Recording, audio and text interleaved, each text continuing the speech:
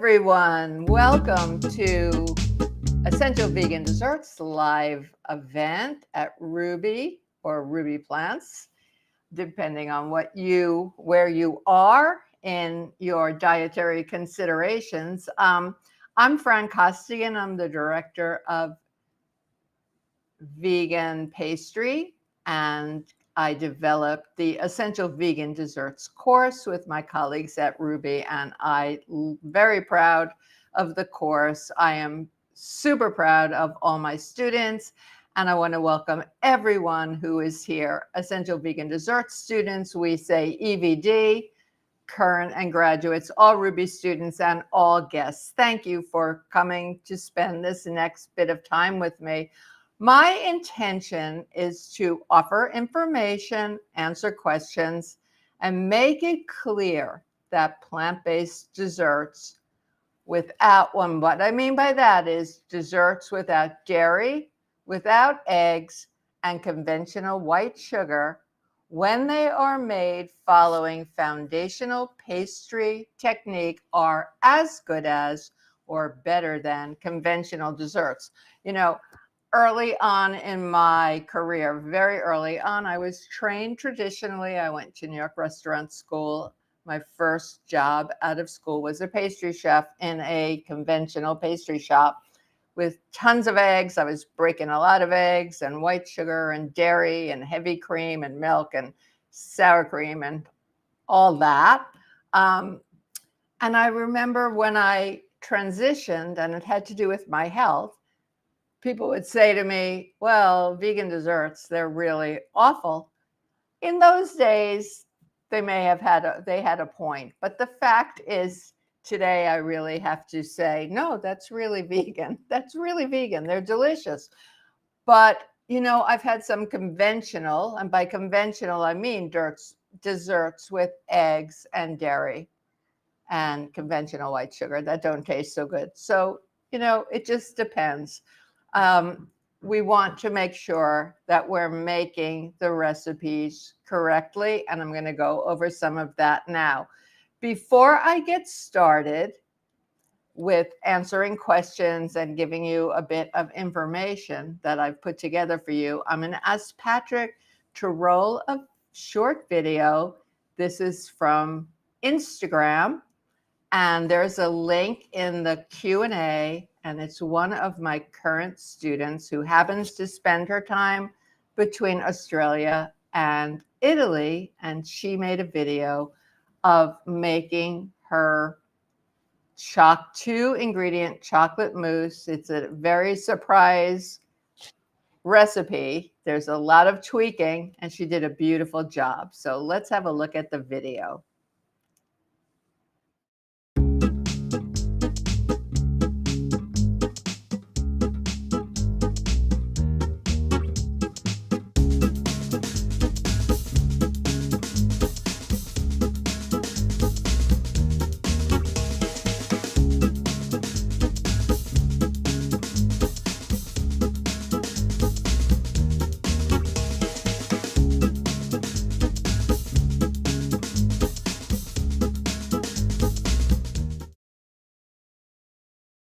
Okay, that was really beautiful. Now, what we call that recipe is break the rules chocolate mousse, because it is made, it's really a water ganache.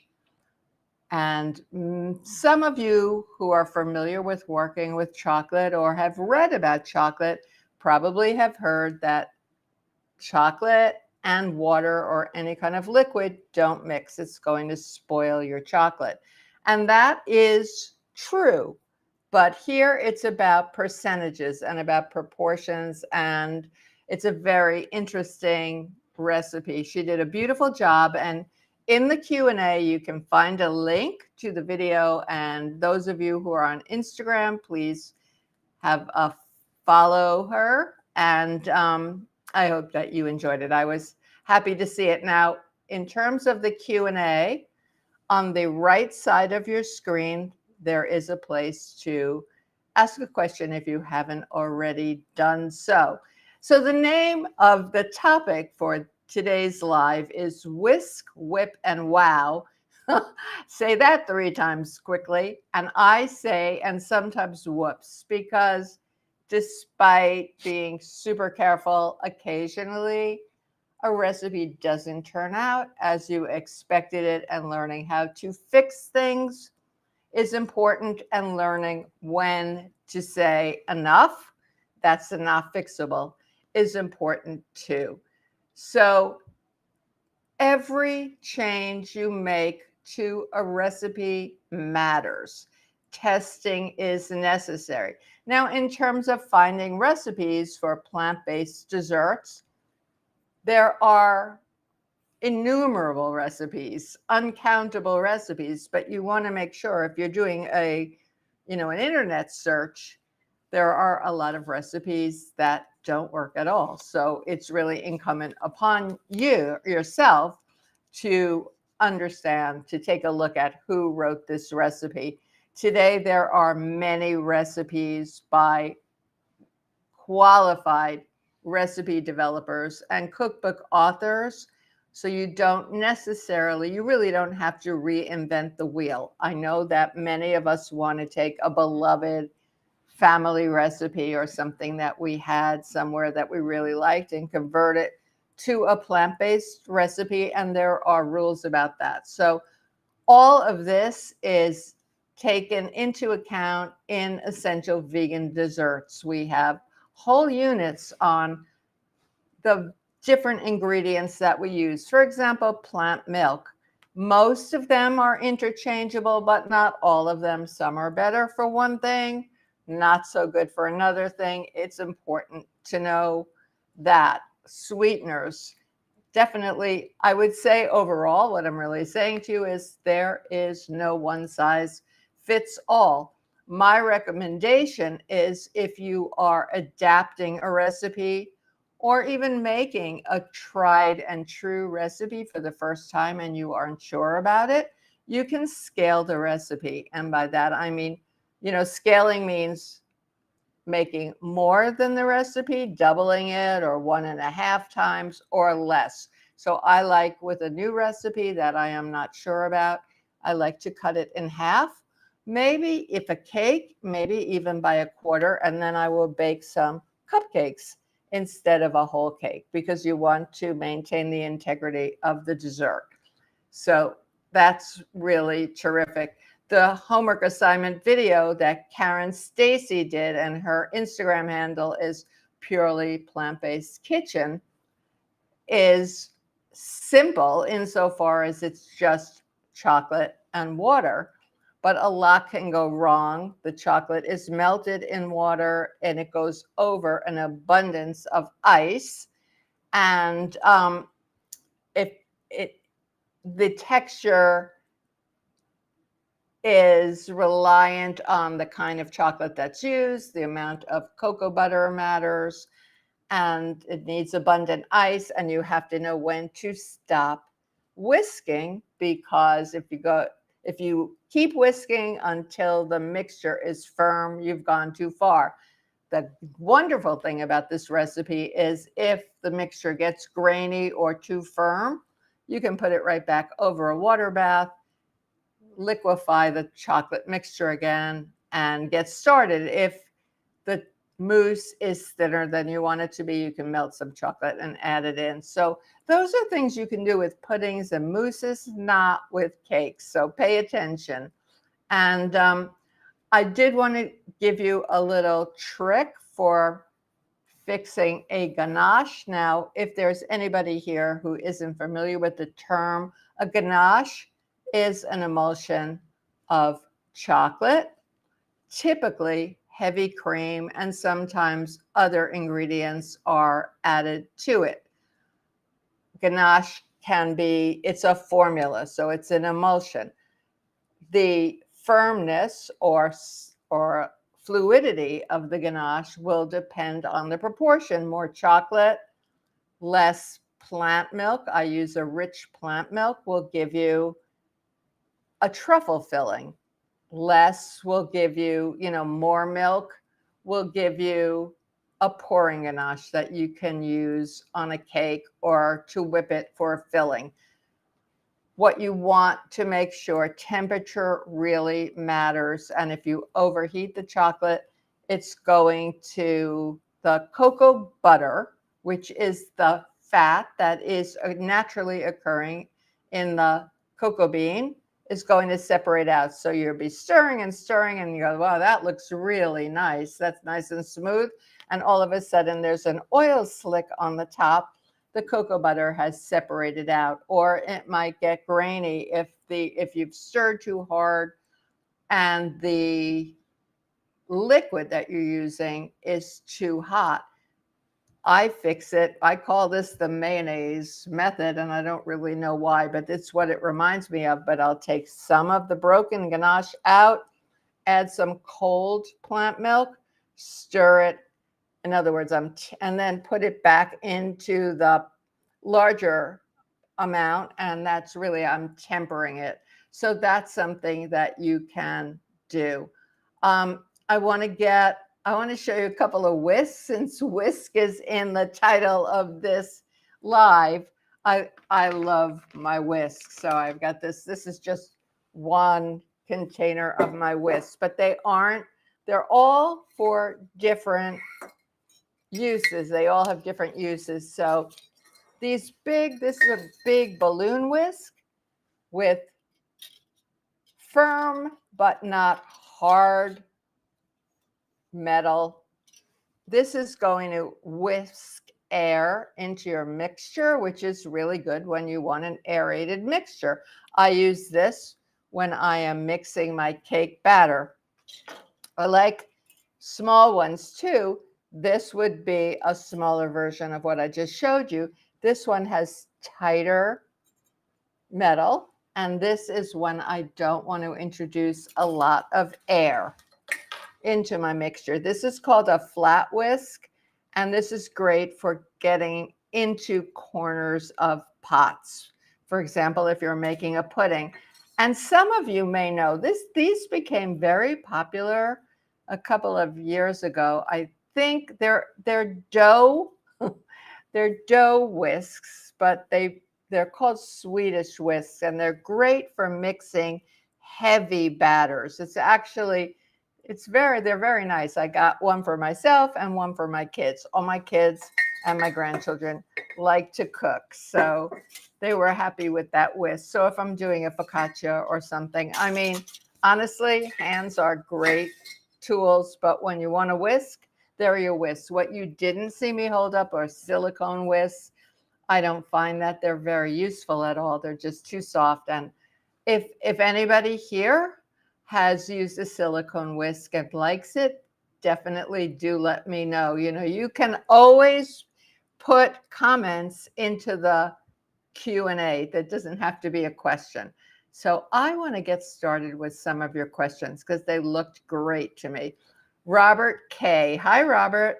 So Robert is asking, for a first timer with vegan desserts, what's a simple and almost foolproof dish that you would suggest to make? Is there a vegan dessert dish that would recommend to shock and awe non-vegans or vegans alike? Well, shock and awe, I know, I hear you. This weekend, I don't think what I'm going to tell you I shocked and awed, but this isn't where you ought to start. But I made a big baked Alaska for a dinner party this weekend, and there were 6 people. 4 of us were vegan, 2 were non-vegan, and one of the non-vegans had a nut allergy. I made a big baked Alaska, which was a brownie base, 2 flavors of ice cream that I made myself, and then aquafaba meringue, and it was sensational. So that's a little later on, although, Robert, a dessert like that, and everybody else who's here, understand that you make components. You can make things all at once. What I have in this jar is my answer to you. It's chocolate pudding, and this recipe is called almost instant chocolate pudding. It's from my cookbook, and what it is it's cocoa powder, cornstarch, some sugar, and a pinch of salt, and I just have to add liquid. This is a half recipe. I like having this around.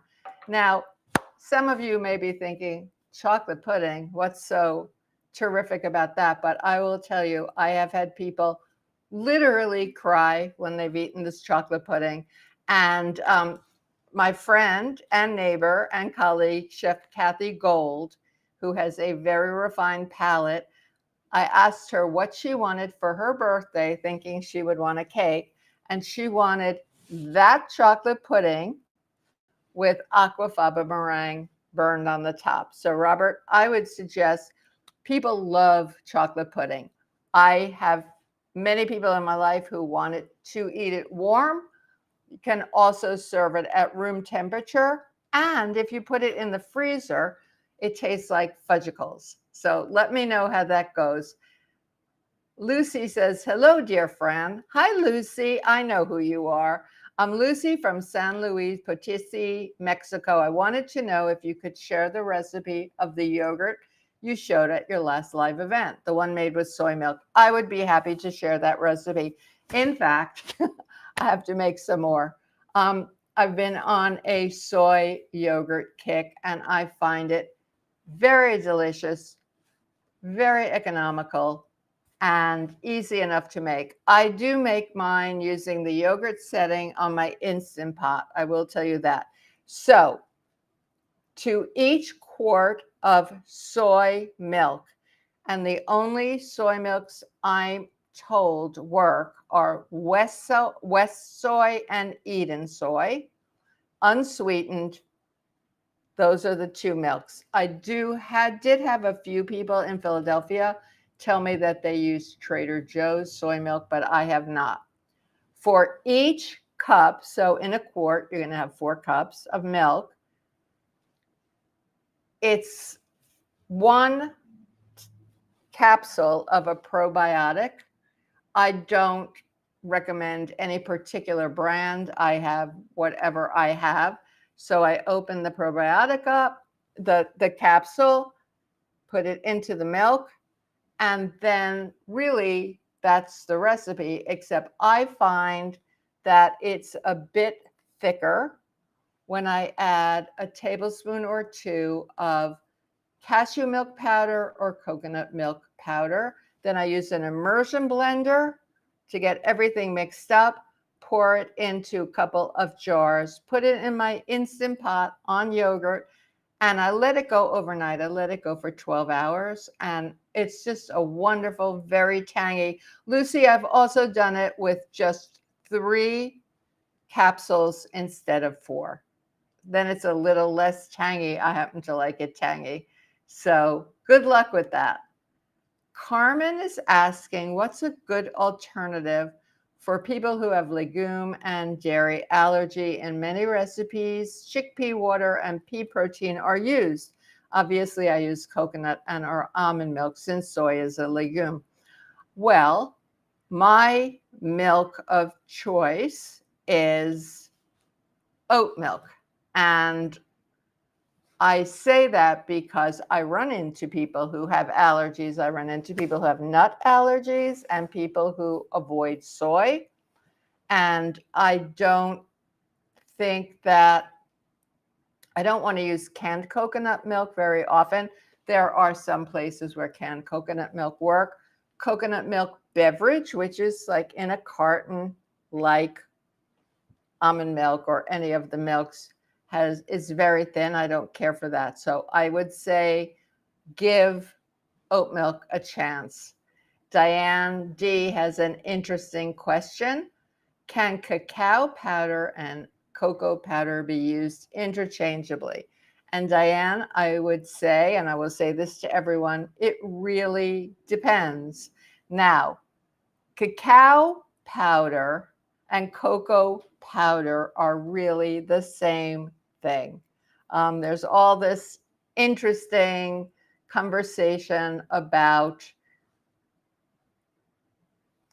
did somebody misspell cacao? Cacao refers to the cocoa pod, and cocoa powder, which is deep fatted chocolate, is not 100% without fat, but ranges between 10 and 22% fat. they're kind of the same thing. But cocoa powder, we're going to call it cocoa. So cacao powder, let me go backwards a minute. People tend to think of that as raw chocolate, raw cacao, raw powder. There is no such thing as raw, although you will see cocoa powders and chocolates labeled as raw. And I feel confident in saying that to you because I have asked the people who run companies that say raw, and they say, well, you're right. It's really unroasted chocolate, not raw. During the first processing of the cacao pod, when they're opened and the beans are laid out, the temperature goes above naturally while they're fermenting above what's allowable for raw desserts. So they're unroasted. Now, cacao powder would be the equivalent of natural cocoa powder. Cocoa powder is essentially, there are two forms. One is called non-alkalized or natural, and the other is Dutch or alkalized. And they can be used interchangeably if you're making hot chocolate or even chocolate pudding. It's a flavor. It's up to what your palate likes. But when you're using them to make a batter-based dessert, they are not interchangeable. And this is why we have a very interesting assignment that I know some of you here have done in Essential Vegan Desserts for making hot chocolate, both with a non-alkalized and an alkalized. So sometimes alkalized cocoa powder is seen as European style, and non-alkalized or natural cocoa powder is considered American cocoa powder. If you're making a beverage or you're making chocolate pudding, use either one. But when you're making a batter-based dessert, the recipe should state which you need to use. If the recipe writer didn't say so, that's not a good thing. But look to the leavening. If all baking soda or mostly baking soda is the leavening agent in that cake, then it means you're using non-alkalized cocoa powder. If it's baking powder, baking powder, and a bit of baking soda, then it's non-alkalized. So I have some here. Also, the colors are different, but depending on the purveyor, you're going to find differences in the cocoa powders anyway. So let me get this is a natural cocoa powder, and you can see it's kind of tan. I think that's Penzies. It smells like cocoa powder. It should. And this is the one that I like the most. It's Cocoa Berry. And I'm trying not to get it on my white jacket. And you can see that it's quite a bit darker. So they would not be necessarily interchangeable to me. I like the flavor of Dutch process, which was invented by Van Houten. Hi, Regina. So we have a star here, a graduate of Essential Vegan Desserts who has her own product line. And Regina's asking, is there a guideline as to when it's better to use agar or cornstarch to thicken a pudding or custard? That's an interesting question, Regina.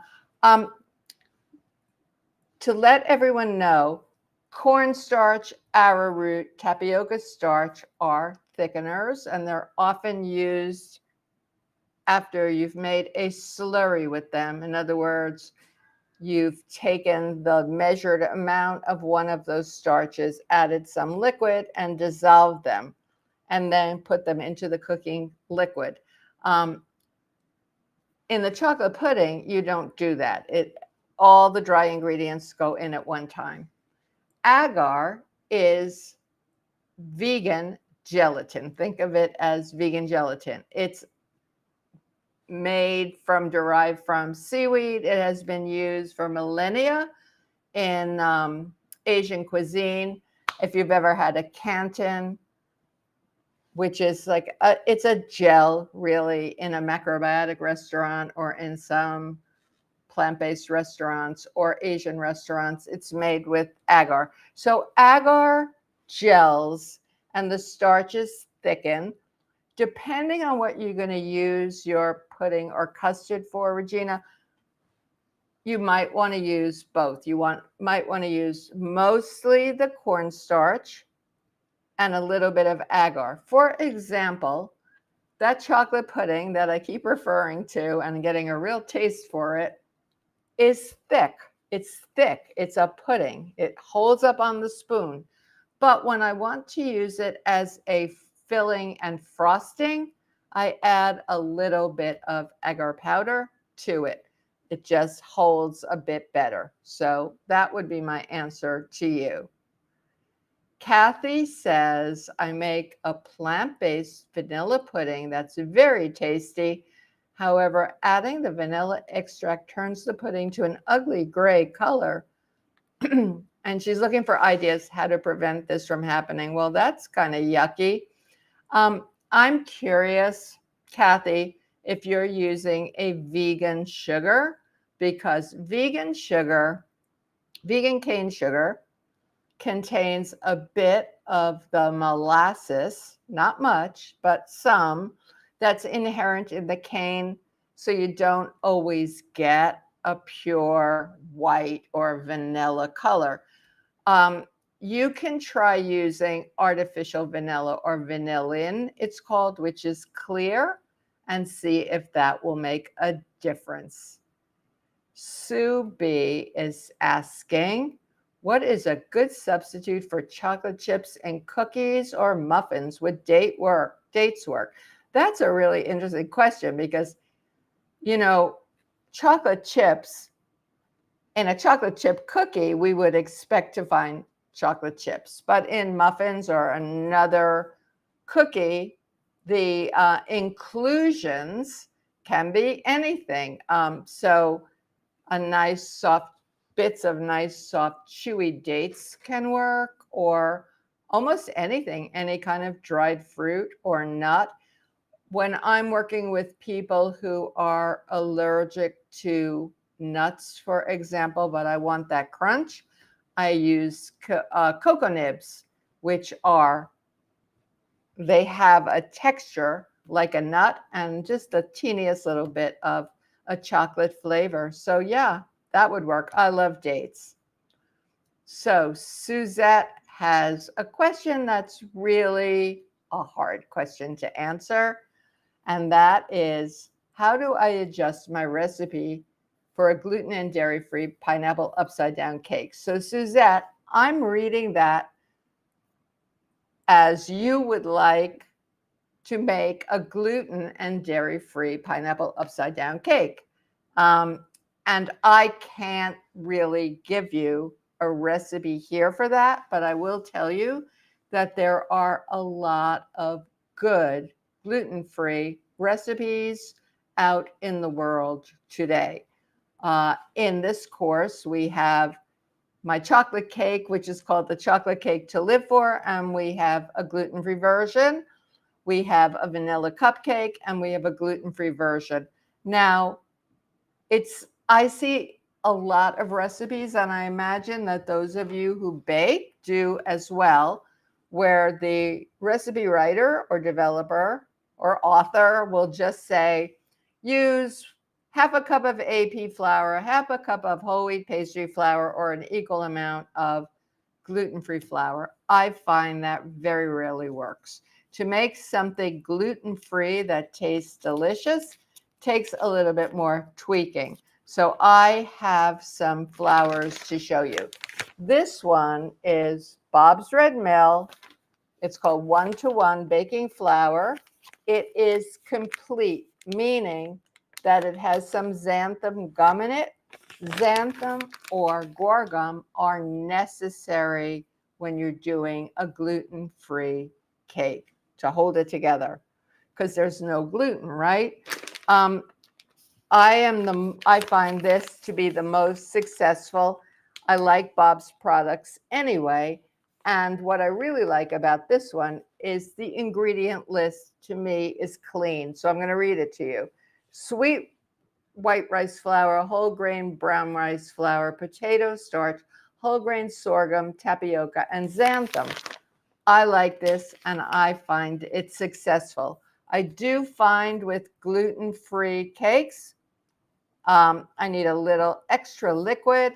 And whereas with all of the cake, all my cake recipes say, once you've made the batter, get that cake right into the oven so that the leavening, the baking powder, baking soda, vinegar, that's our triumvirate for getting cakes to rise without eggs, doesn't die. So it stays active. With gluten-free cakes, I prefer to leave the batter to mingle for a while, to absorb for a bit. So yes, now I also have, because I'm always testing, this is from King Arthur, which is another good company that I trust.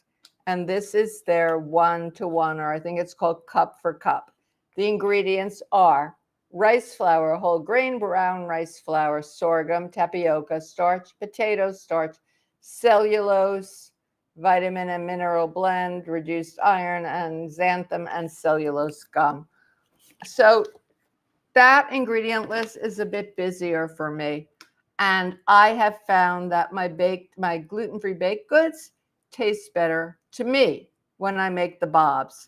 Now, that said, I was doing a demo at the American Vegan Center right here in Philadelphia, and I made my gluten-free mini brownie bites that everyone likes, and I understand that they don't taste gluten-free at all. I mean, look, I'm all about, I don't want to taste gluten-free. I don't want someone to taste something and then say, oh, I can tell it's gluten-free or I can tell it's vegan.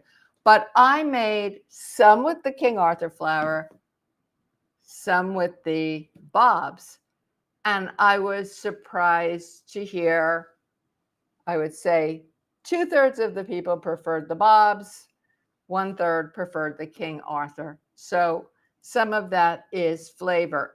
In terms of your dairy-free adjustment, you can use any good plant milk with a nice amount of fat to make a cake. So good luck with that. I think you will find recipes. Kathy says, yes. Oh, this is about the vanilla. I mean, the vanilla pudding. Yes, I always use vegan cane sugar. Well, Kathy, that's part of the reason that your pudding isn't white. It's not just the vanilla extract, it's the molasses in the cane sugar. And is the white vanilla still organic? It's not white vanilla, it's clear vanilla.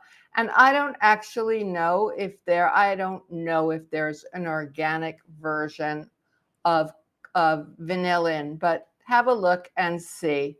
I'm trying to think what you can do to make it white. My vanilla creams and vanilla puddings, I wouldn't say that they're gray. So you know how to reach me. Anybody here who has any further questions, just write to me at fran@rouxbe.com, and I'll be happy to answer your question to the extent that I can, or follow me on Instagram at Good Cakes Fran, and you can DM me, whichever works.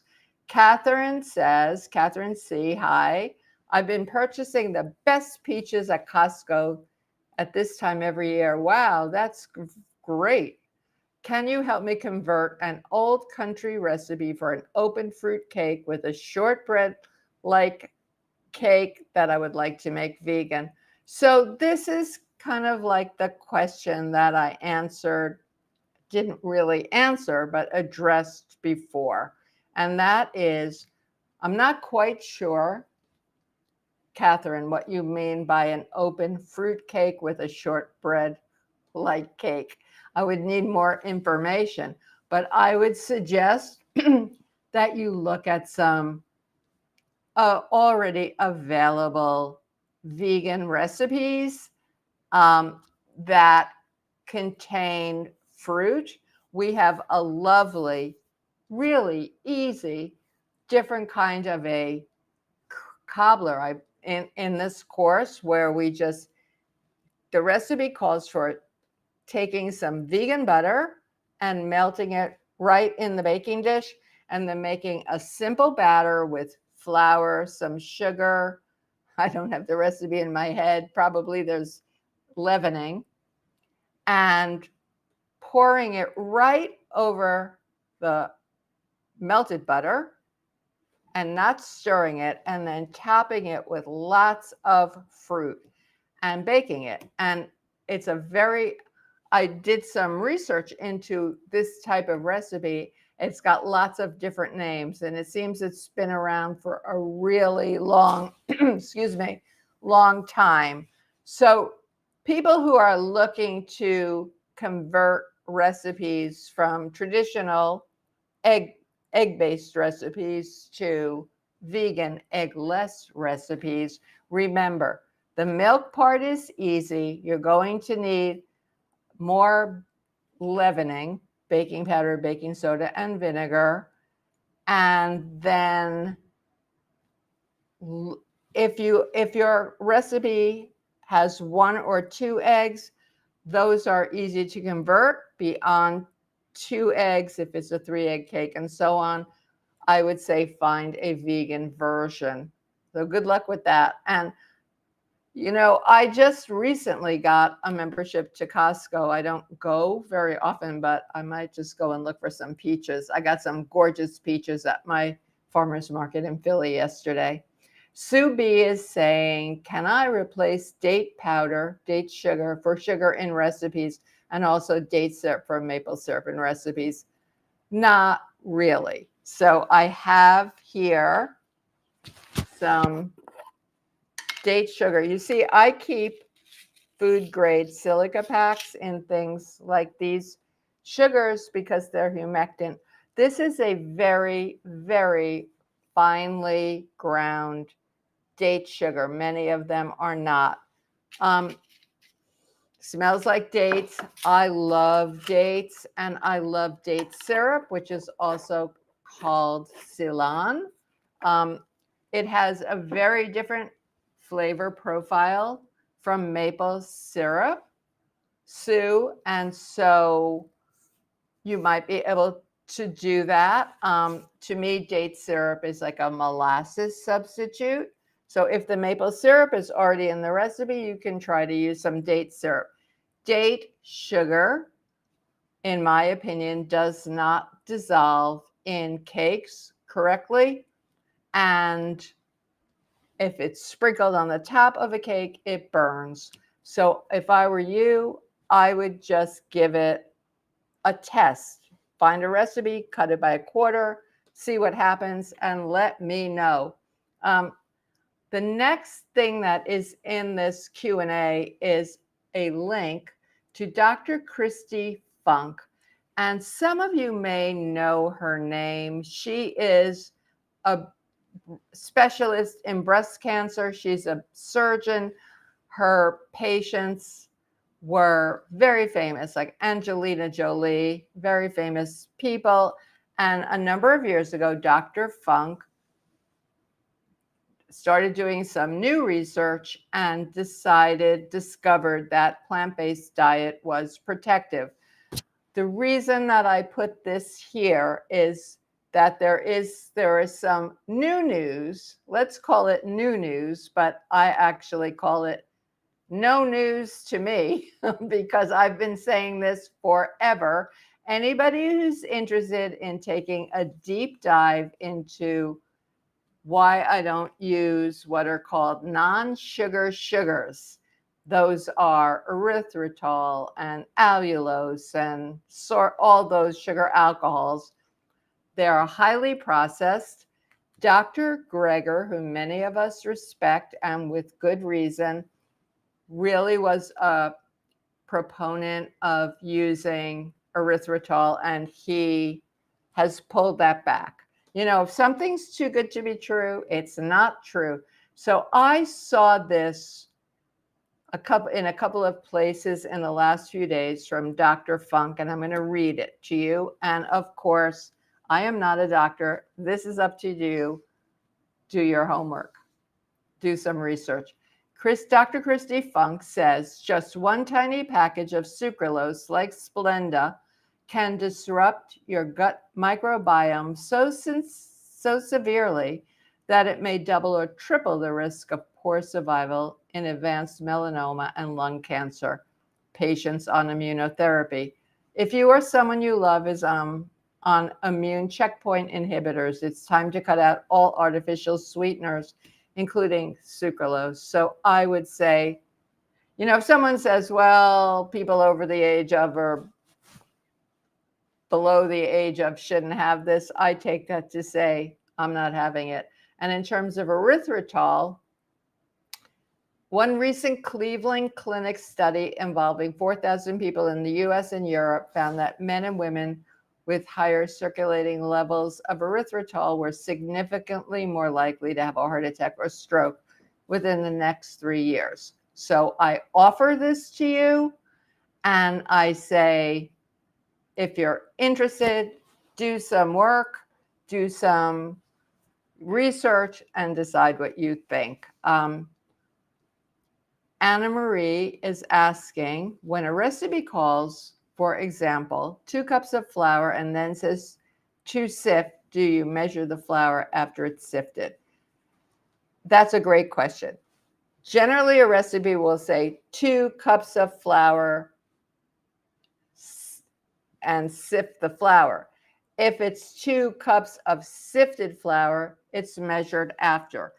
But I use a digital scale, and that is what I would ask everyone to do. It will make your baking a lot more precise. So Anna Marie, the recipe should be very specific.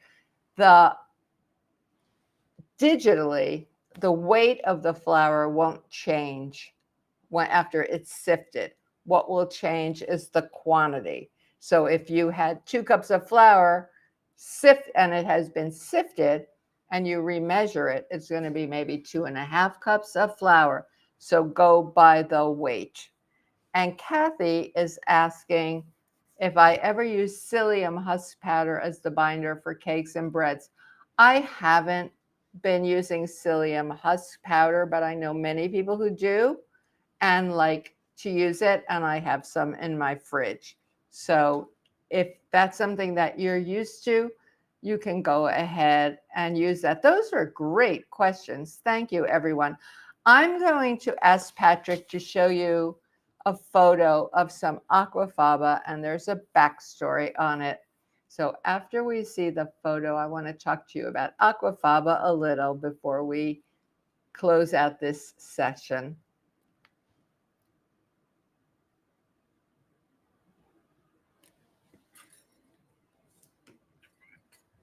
So I told you earlier, if you were here earlier, that I made this big, giant baked Alaska that I served over the weekend. And a baked Alaska is an ice cream cake and ice cream dessert that's covered with egg white meringue. I used aquafaba and I made a ton of it. I had, I call for taking your aquafaba, I should tell you, because I forget that not every single person knows what aquafaba is, but it's the cooking liquid from chickpeas. And I reduce it and chill it. So I took mine out of the freezer. Instead of my recipe calls for 1/4 cup, I used 1/2 cup and adjusted the cream of tartar and the sugar. And I had all this aquafaba. The dessert was delicious. And aquafaba doesn't really hold. It will hold if you've made a baked Alaska or you've made some meringue cookies, but if you have leftover whip. So I had put the leftover in a container like this. It was a particularly stiff aquafaba. And in the morning, I saw some liquid here. The rest of it was soft. So I rebeat it. I was able to rebeat the aquafaba. and to beautiful peaks. That doesn't always happen. And what I did was I made chocolate mousse with it.